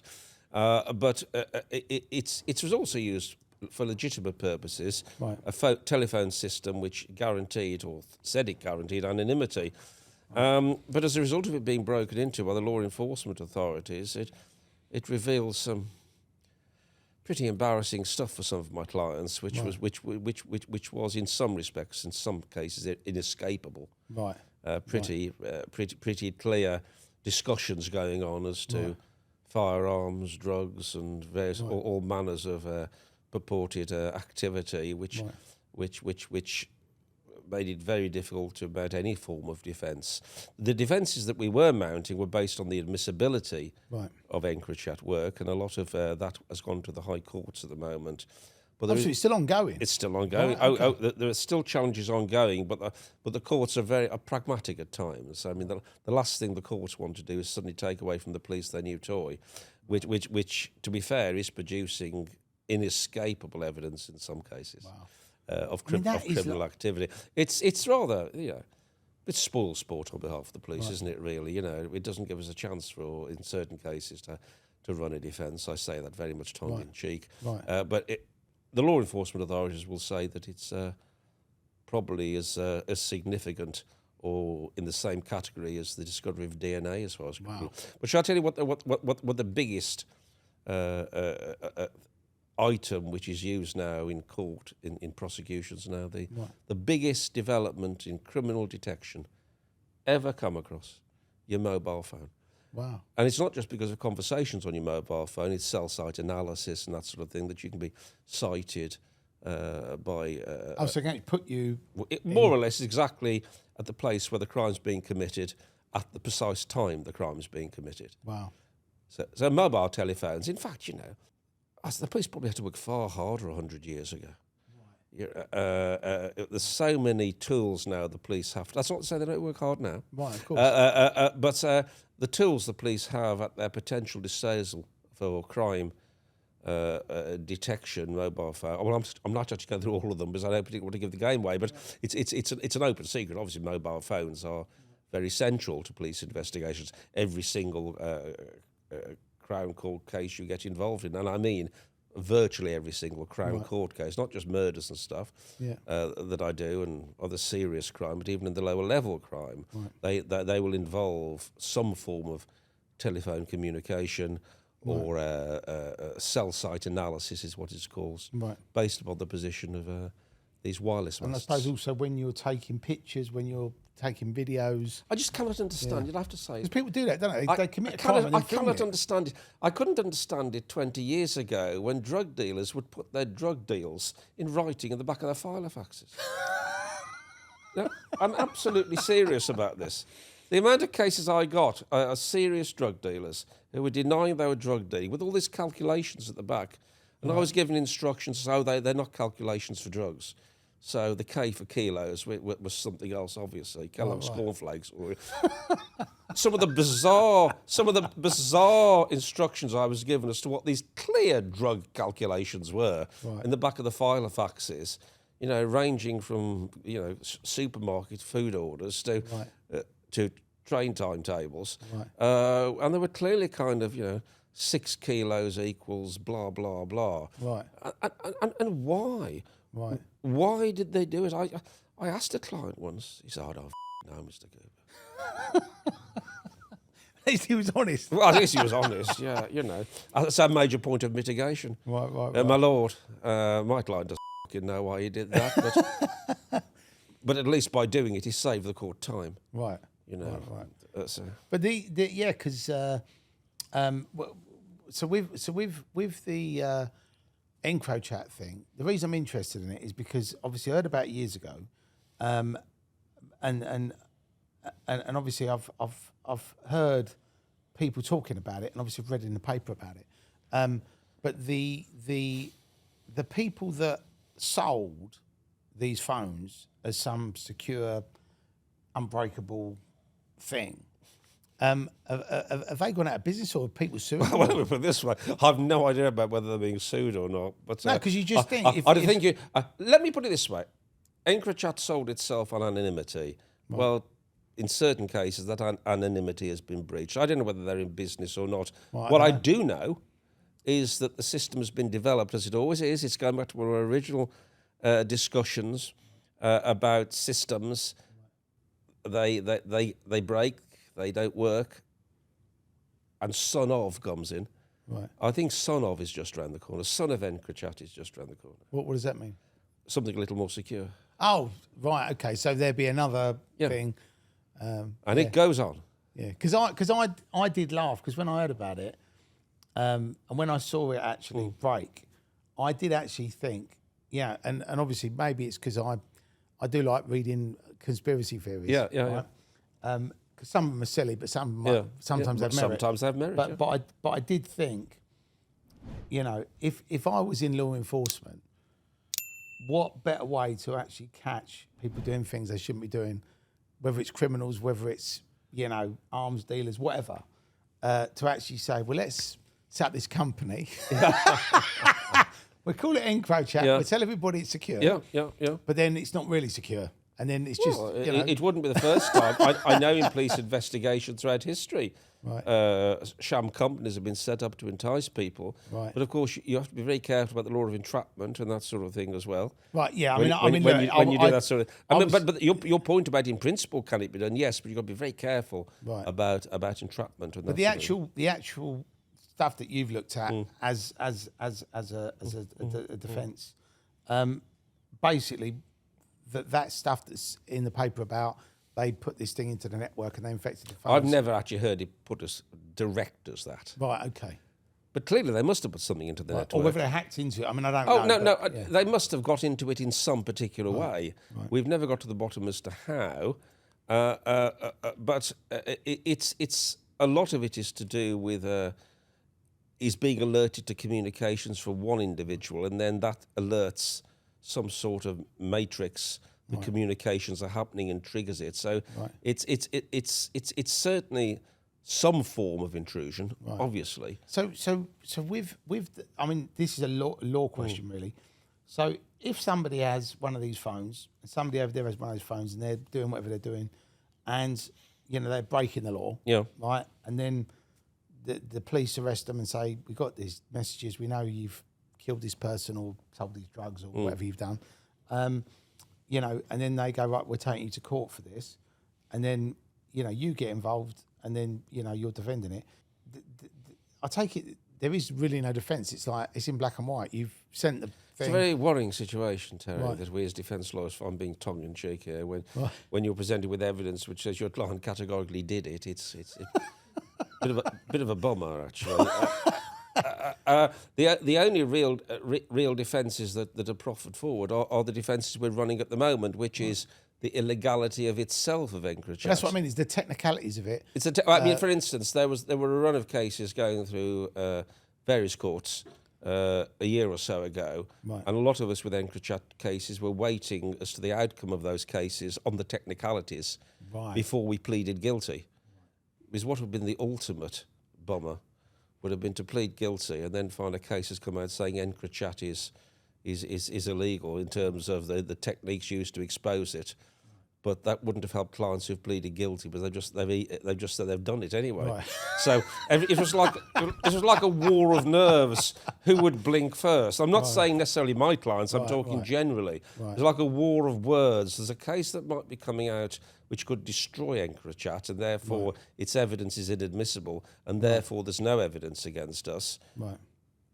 Or do we plead guilty now and get the benefit of mitigation and say we've done it, and then 6 months into our sentence, we're told EncroChat has been discredited, and we've already said we've done it. So there was kind of like a situation whereby people really didn't want to make their plea until the EncroChat situation had resolved itself. But once the decision started coming back from the higher courts that EncroChat was a legal process, I say illegal, the infiltration of EncroChat was a legal process, then it was a bit like apples from the tree as far as the prosecution were concerned. Right, got it. And then when you go over, your various cases, which I mean, we've obviously talked about the billion drug smuggling thing, people putting drugs in live animals and finding these different ways of bringing things into the country. But we've obviously talked about the terrorist thing in Manchester. But what would you say if you was to look at all of the things you've done, put into one side the things we've already discussed? Has there ever been anything that you've worked on or defended against which has been horrific to the point where you're defending it, but it's whether it was sort of like a honour killing or a gangland killing or anything that's sort of. Well, the strict answer to your question in terms of criminal trials is no. I mean, the most horrific case I've ever dealt with, obviously, is Manchester Arena, as I've said, and for the reasons that I've expressed. Yeah. In terms of Crown Court cases are concerned, again, I'm doubling back on an answer I've already given you. Right. I don't get emotional. Right, got it. I don't allow that to happen. Yeah, I mean more for I mean more for the people that are watching this or listening to this. It's more for them rather than yourself. It's just you know, because obviously for you, obviously you're doing this as a job. So every day you're you know, well, not every day, but every other day, whenever you're working on a case, you're going into court and you're defending these different things. But I mean, we've talked about, I mean, on like a complex fraud case, say, have you ever done any of those carousel? Yes, carousel frauds. Yes, no, absolutely. I've done those, and I was originally involved on the civil side of the BCCI issues as well, and I was involved with Northern Rock. Right. So I've been involved with frauds there. Frauds involving they vary. They go through various trends. Used to be timeshare frauds in the past. Because someone said to me, and again, I'm always looking at content. I'm always looking at ideas. And someone said to me, obviously, that carousel fraud when it was happening. Was that like the late 90s? It was the late 90s. Then you had pyramid frauds as well, and different. It's going back. There's a trend in our discussion. It's going back to whether it be Encrochat, whether it be bringing drugs into the country. When one thing fails, son of comes in. So different frauds develop for different times. And yes, the carousel fraud was very much it was a complex sort of fraud where you had to have an understanding of flowcharts as to who was involved at what particular time during the process of the fraud itself. And they were always very complex frauds. Yeah, someone said to me it was like hundreds of billions over a period of time. It can be, absolutely. Wow. Well, that's because of the immense amount of people and organisations that could allegedly be involved. Right. And you had to prove the interconnection between them and the particular times when certain things happened. Right. And these carousel frauds could go on for years. Wow. And could go on for years undetected. Yeah. But ultimately, carousel frauds, like a lot of those frauds, were ticking time bombs because one day it'd go wrong. Right. And when it did go wrong, the shit really would hit the fan. So some of the people that are listening and watching this podcast may not understand what a carousel fraud is.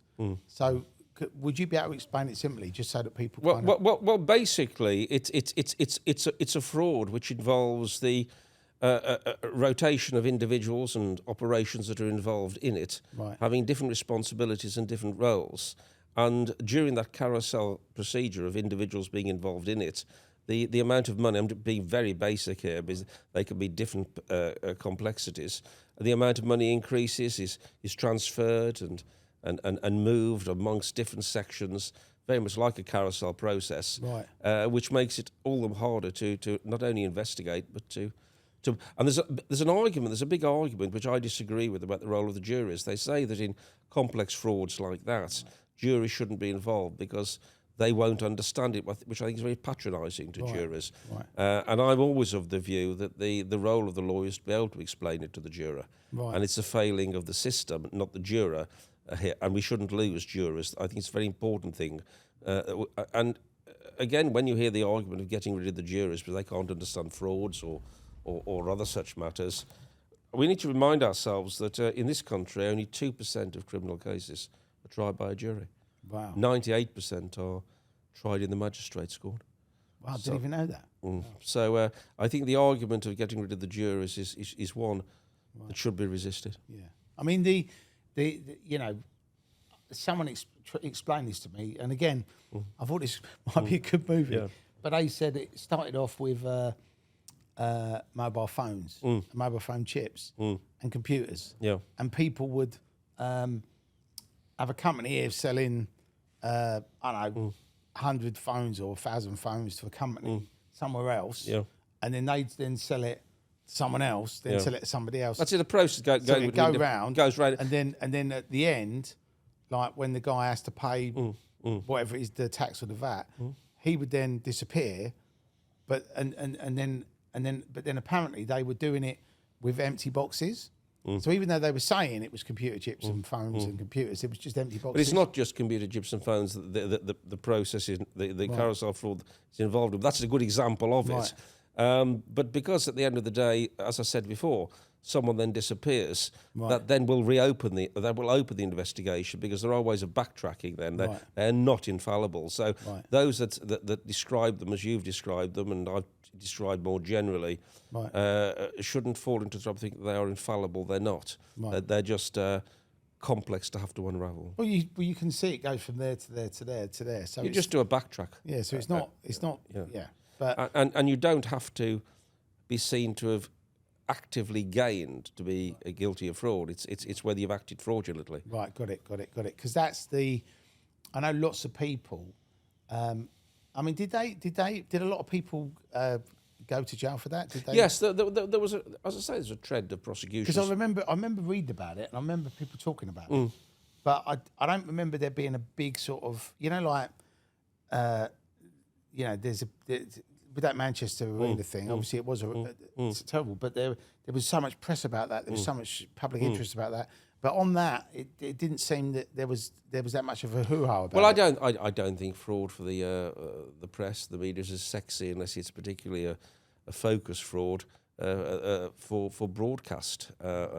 You often get, and I've done the odd frauds whereby the individual involved has been an interesting individual, but the fraud itself is not something that stirs. It's boring, isn't it? It's like you're sending money there to there to there to there, and you've not paid somebody, and they've run off with the money. I mean, it's not. And often, quite reprehensibly, it's the tax man that suffers, and people don't have much sympathy there.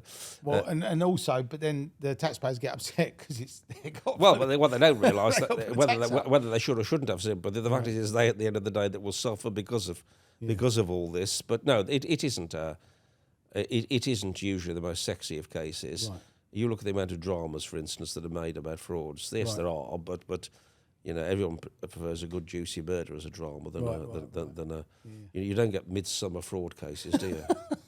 Got a ring to it, though. Maybe that's an idea. But you've also obviously have been doing this career for a while. Also. Written some television and some theatre work. And I saw what you did. That's a nice link between Midsummer. Yeah. No, this me excited. This isn't just thrown together. We've been thinking about this. Yes. But no, it is amazing, really. That, but you think, because of your expertise, and I mean, you must have 1,000 stories that you could write about and tell. And that's obviously what excited me about having you on, because I think people, I mentioned to you earlier, one of my good friends and one of my business partners is a lawyer, and he works for Sullivan and Cromwell. Yeah, and he wrote a script, and he's always loved movies. Yeah, and he wrote a script about these guys from Manchester, because he was from Moss Side originally. Okay, yeah. And like you, he was working class kid, council estate. Yeah, wanted to be a lawyer. Yeah, become really successful. And he wanted to make this film about these guys from Manchester who infiltrated American Express, impersonated the Crown Prince of Brunei, and stole $20 million worth of dollars. Great story. Mm-hmm. And then we made it. And when it came out, a lot of the press were going, "This is ridiculous. It's never happened." It's like Jack and Ori, blah, blah, blah. It's like, no, this is actually based on... It is actually played right into your hands. Played right into your hands. It is a real story. But for you, the stuff that you've written for the theatre and for television, what was your experiences with that? Well, I wrote even before I qualified as a lawyer. I used to, as a kid, apart from kicking the door down of Wendy houses, I used to write scripts for puppet theatre and shows. So I was always into storytelling. Right. And after a while, I got a first play performed at the Royal Court Theatre. And then I had a play performed at what was the Tricycle Theatre now in Kilburn. Then I got agents represented by Independent Talent, a very good agency. I've had TV series, I've had a TV film made. Right. So my writing has always been with me. Right. Over the last few years, because my cases in the law have become more and more demanding of me, I've really had to focus on that. And the track to becoming a QC, KC took over to a degree, but I'm coming back now and have been coming back now for some years back to the writing field. Right. So when you went from being a barrister to a KC, how long did that take? Was that 10 years, 5 years, 20 years? It depends. I mean, for people like me, it takes a little longer because the establishment often like to resist people like me being let into the ranks. And I know that my anti-fox hunting stance caused a lot of trouble. Right. And I was actually, it was indicated to me, not by officials, just generally in chit-chat, that I would never become a QC as long as I supported the anti-fox hunting movement, which again made me all the more support the anti-fox hunting movement because my view was I'll do it on my terms and no one else's terms. I mean, I emphasise that was just chit-chat with me with colleagues, nothing to do with the official organisation, but it was still... I think because I'm quite outspoken on certain issues and I'm a bit left of centre in terms of my politics, I think that held me back a bit. Right. But ultimately, I got it. Yeah. And then once I've been a Silk now since 2010, so... Wow, 13 years. 13 years, 13 years. And so I'm well bedded into that now. And I started back with my writing some years ago now, and much to the relief of my agent, who was very patient with me. Got a novel coming out in the new year. Amazing. But you and I are going to be working on some stuff together. So I'm looking forward to. Watch this space. We've got some great content coming. Absolutely. And one of the things what excites me about the work I'm going to be doing with you is that as a writer, you're always told you have to write from your own experiences. Right. Write what you know. Yeah, absolutely. And if you want to be a writer and say, you do I don't know, however important the job, you do a one-line, one-dimensional job, it's difficult to make a script out of it. Absolutely. But with me and the work I do, that's not to say it's not important, by the way, I won't emphasise that, but in what I do, there's a wealth of stories there, Yeah. And I'm now at the stage in my career where, without breaching confidences, and it's obvious by the way I've been talking to you, I've been very careful, of course, never to breach confidences, and I never will. But there's a wealth of inspiration there. Absolutely. And you know something? I think you don't have to name names. You don't have to, but it's the stories and it's the circumstances and it's the, and I've always said this: truth is stranger than fiction. Oh, it's and people sometimes hear truth and they go, oh, yeah, that would never happen. And then when they actually see it, and I've lived an interesting life. I've met some interesting people. Indeed, you have. Yeah. And like yourself, and I think as you go through life, that you can't meet enough interesting people. No, absolutely right. Yeah, And it's sort of like when you collaborate with people that have got great, and it is great content, and I think one of the things that's sort of damaged the air industry right now, and when I'm talking about air industry, I'm talking about film and television, is that this sort of wokeness is meaning, again, they're saying to actors, you can only play yourself. You can't play any other types. You can't play any other characters. You have to cast this person in this part. It's even got to the point where, if you're an actor of colour and they're saying, well, if you're going to play a Nigerian, you have to have a Nigerian. You can't have a Jamaican, or you can't have, So it's getting so ridiculous. And then when they're doing their scripts, they're becoming politicians. They're trying to be everything to everyone. Yeah, and I think and it's the same as with a writer. Sometimes you're all the more conscious now as a writer not to write outside your own experiences. And sometimes, that's difficult, because if you look at Shakespeare, you look at some of the great novelists, they're writers. They use their experiences not just of themselves, but of the people they've met, for instance. I think that's important for a writer. I mean, things were pretty bad back in the 80s, though, and I don't condone that. I remember going to see Othello, my favourite Shakespeare play. I was involved playing Iago, and those that know the play know that he's one of Shakespeare's darkest villains, and you wonder where I got it from. But I went to see a production of Othello back in the 80s. I think it was the Nottingham Playhouse, was it? Maybe. And Donald Sinden, the great white actor, was playing Othello but blacked up. Right. And even then, Right. you felt uneasy looking at it. Right. Even when it was still going on. Yeah. Before the perfectly important and proper condemnation of blackface, as it's called, came in, it looked bad. Yeah. It looked awkward. And more than that, or probably not more than that, but in addition to that, it looked silly. Right. And we as kids, we're about 16, 17. It takes you started out of giggling it. At it. It's funny, it takes you out of it. It looks, and I know I think that others have commented on this as well, that famous production when Donald Sinden, I'm sure it was Donald Sinden, it didn't even look like proper skin, it looked like literally boot polish. Right. So we've come on important steps from that. Absolutely. That's the first thing to say, but I think actors are actors and writers are writers. They should be trusted within reason. Absolutely. And I mean, a friend of mine who's an Oscar winner did a film called Golda Meir with Helen Mirren, who's an Oscar winner. Yes. And she's not Jewish, he is. And they went to the Berlinale Festival. It was entering competition. Yeah. And every journalist just wanted to know why he'd cast a non-Jewish person in a Jewish character. They basically just cancelled the film. And, you know, he then had to take it out of Cannes, take it out of Venice. And obviously that film he spent 3 or 4 years of his life developing, put his heart and soul into it. But because of this sort of new woke agenda, and you know, Dame Maureen Lipman come out and was sort of saying, how can Helen Mirren play this part? She's not Jewish. And then Helen Mirren's comeback was, you know, you're Jewish, but you've always played non-Jewish characters. Well, isn't this big debate? I mean, it's Bradley Cooper.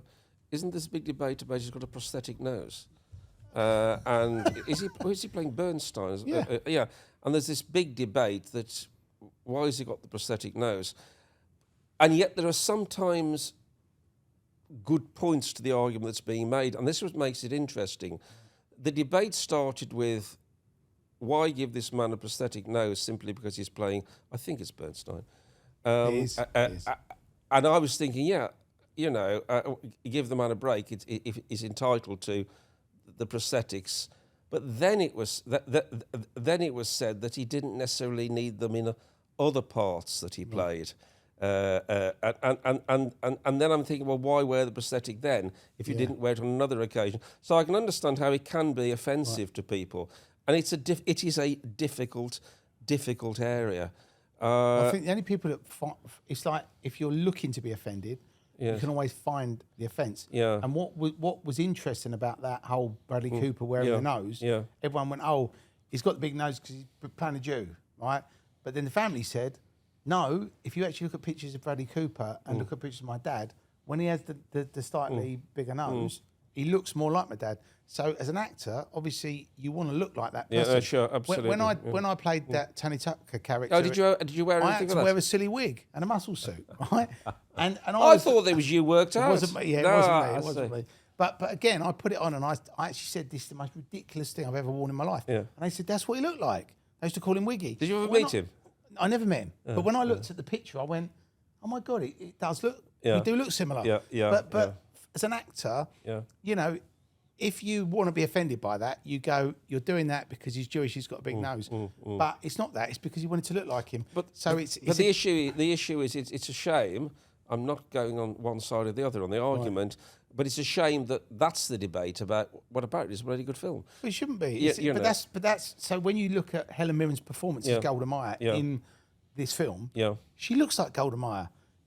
Her performance is unbelievable. And you sort of think this film has essentially been, you know, cancelled or stopped from getting the acclaim it deserves just because somebody doesn't like the fact that somebody... But if you imagine Daniel Day-Lewis now playing that character in My Left Foot, you know, that wouldn't be allowed. No, sure. So but the thing is, the thing that I'm concerned about is it's like art. If you go and look at a piece of art, you might hate that piece of art, but I might love it. Yeah. But it doesn't matter, right?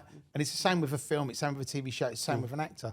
And I genuinely think, the fear I have is that all this stuff, it's making, again, like I was saying, everyone's tiptoeing around, they don't know what to say, they don't know whether they can have an opinion. If that then, you know, affects the writing and everyone's writing this stuff, Well, it stifles the creativity. writing is being affected by it, and it's a balance that has to be struck here. So I'm not saying right or wrong either side, but a balance has to be struck. Because writers nowadays, I know, are writing either scripts or in novels, and they're being ultra careful about what characters they deploy, and they're even re-editing their work, taking out characters that they feel that they are now, in the present environment, going to be criticised for writing. So, and I just think it's a shame that writers are having to do this. But also, when you take your book or your TV show or your film, if you're asking them for money or you want to get it commissioned, they will say, you know, you need to change this, you need to change that, because they're also worried. And it's like you've got to look in a crystal ball, because as we know, what's offensive today, right? Yeah, things that aren't offensive today, in 6 months or a year's time, could be massively offensive. Well, you know, it's like, how do you know what to write? And it brings us on to another issue, going back to the legal stuff, linking into the drama, that there's some educational institution, well, certainly was some educational institution, that put a trigger warning on criminal law courses.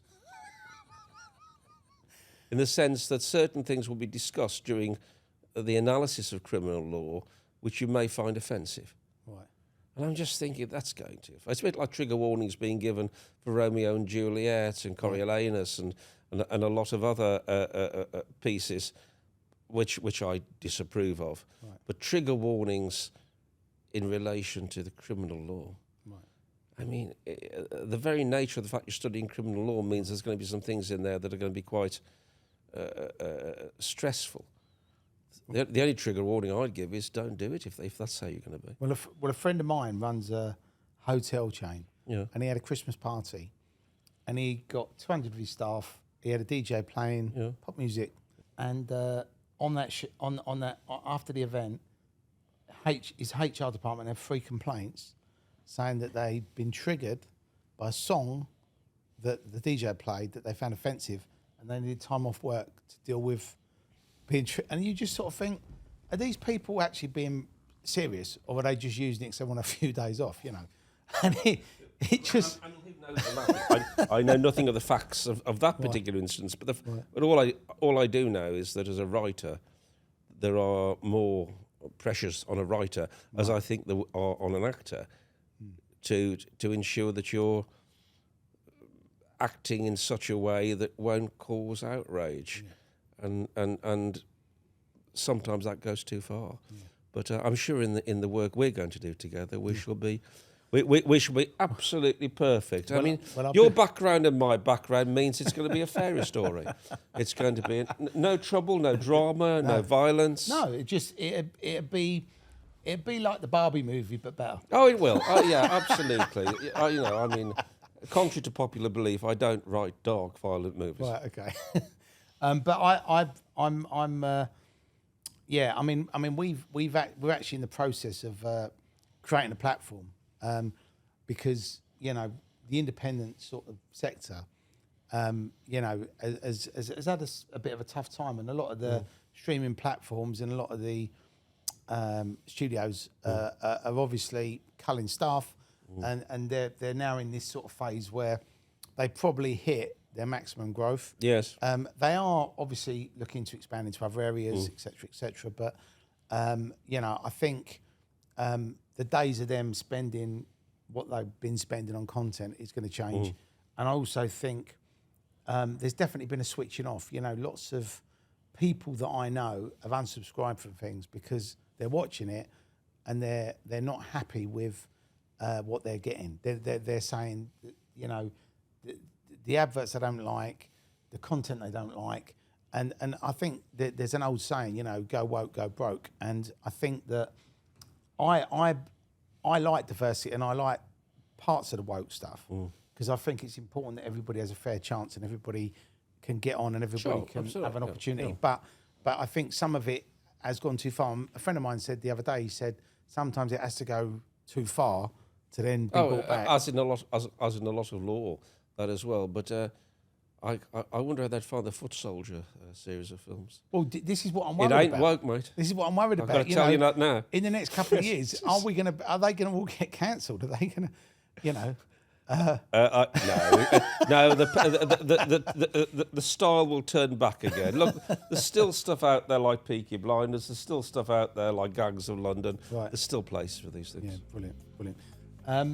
Well, I've got to say, John, I've found today fascinating. It's been really good fun talking to you It's and been great. hearing about your story. So thanks for tuning in to another episode of The Criminal Connection. Professor John Cooper KC, I mean, what a great guest. I mean, what an insight into the legal profession. Hopefully, he'll be coming back on because we're going to have some content that we need to discuss with you. So stay tuned and I'll see you next week.